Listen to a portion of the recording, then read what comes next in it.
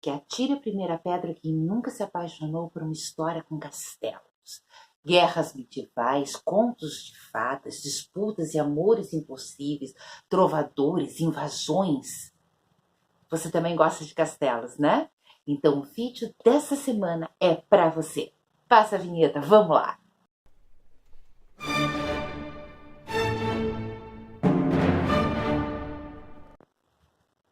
Para falar de castelos, vamos começar do básico dos básicos.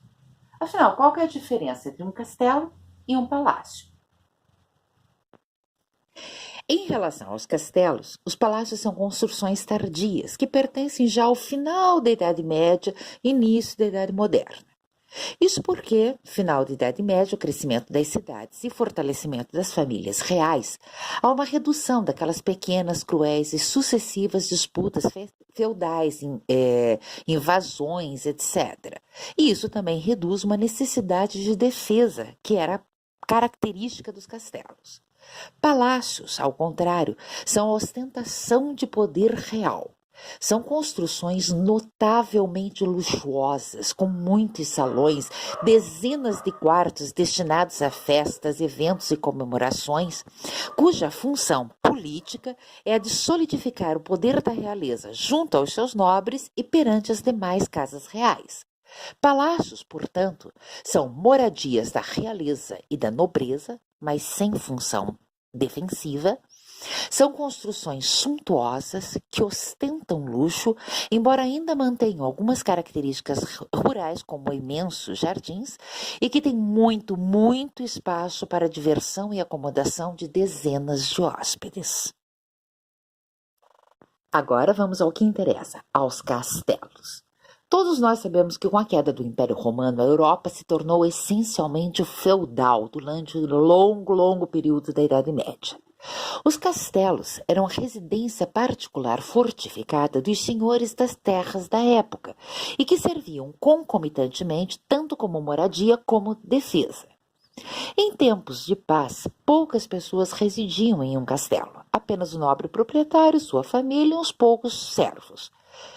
Porém, quando havia um ataque ou invasão às terras, para o castelo se dirigiam todos os arrendatários, todas as pessoas que moravam nas terras daquele senhor local. E ali essas pessoas permaneceriam durante todo o período que durasse aquele conflito. Castelos são construções que datam dos séculos 7, 8 até lá o século 17 e 18 e são construções que estão na Europa e no Oriente Médio. Mas essa situação foi modificada com a introdução da pólvora a partir do século XIV, porque a pólvora deu um poder de fogo enorme para as guerras da época. E isso fez com que os castelos precisassem ter aquela estrutura extremamente fortificada, imensas muralhas, fossos profundos, com a qual nós nos acostumamos em nosso imaginário contemporâneo. Porque ele tinha uma função predominantemente como fortaleza defensiva, o interior dos castelos, ao contrário dos palácios, é bem simples, funcional e desprovido de luxo.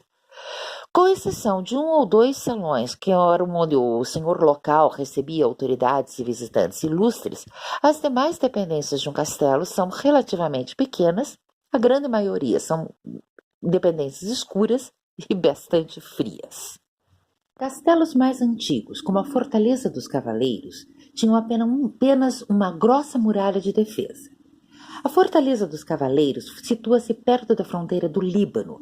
Ele tem uma longa história desde que o terreno foi dado aos Templários Hospitalares em 1142, que ficaram na sua posse até a queda da Ordem Templária em 1271.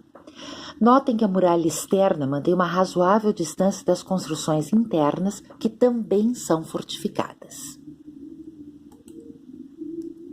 A cidadela de Carcassonne, na França, é um exemplo de castelo com duas muralhas. Carcassonne foi ocupada por celtas, galo-romanos e visigodos. Suas magníficas muralhas têm 59 torres barbacãs e portas construídas entre os séculos 9 e 10.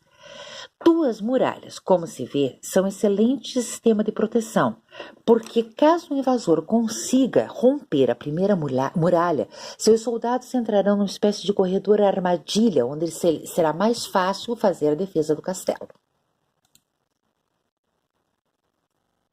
O castelo de Bodian é um excelente exemplo do terceiro elemento de proteção externa da fortaleza, o fosso.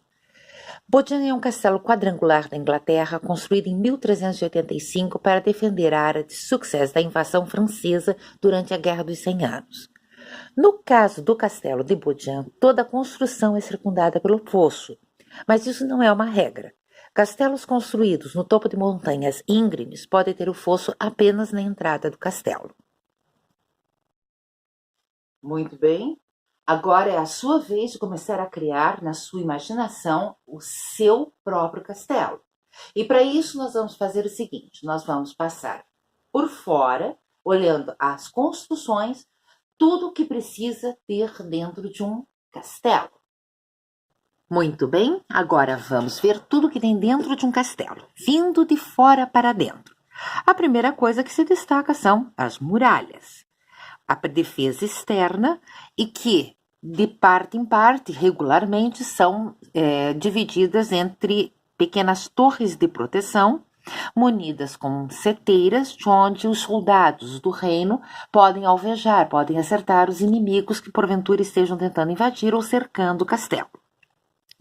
Há também a possibilidade do castelo ter um fosso, que pode circundar o castelo inteiro ou só a entrada, e neste caso teremos também uma ponte levadiça, lembrando que um castelo tem apenas uma única entrada, no caso esta que está fechada pela ponte levadiça. Pessoas moram no castelo. Na torre mais alta fica a habitação do senhor do castelo e de sua família. Criados e servos moram normalmente numa segunda construção lateral e que também tem que ter acomodação suficiente para as tropas e para todos os servos arrendatários no caso de uma invasão que se deslocarão para o local. Claro, precisa água para toda essa gente. Tem que ter um poço com água corrente e normalmente o castelo tem captação de água da chuva. Na sequência, tem os armazéns, onde são mantidos os cereais, farinhas, carnes, legumes, conservas e embutidos para alimentar todo este povo.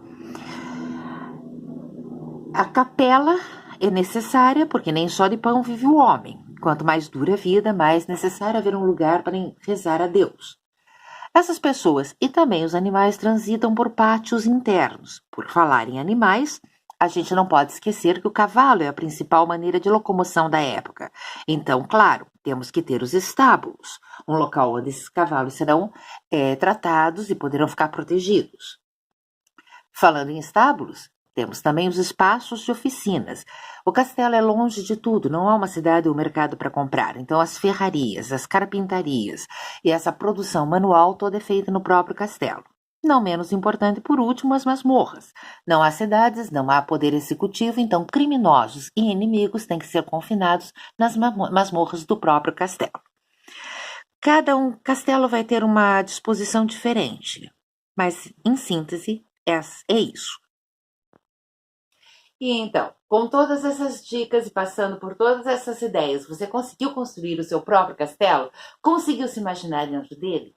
Se conseguiu, deixe para mim nos comentários ou então me conte qual é a história fascinante que você tem, que leu, que escreveu, que se apaixonou sobre castelos. E lembre-se, você está no Como é que Escreve, o seu ateliê de escrita criativa e arte terapia, e semana que vem a gente tem mais um encontro com outro vídeo, com mais um tema super interessante para turbinar as suas histórias e a sua imaginação. Até lá!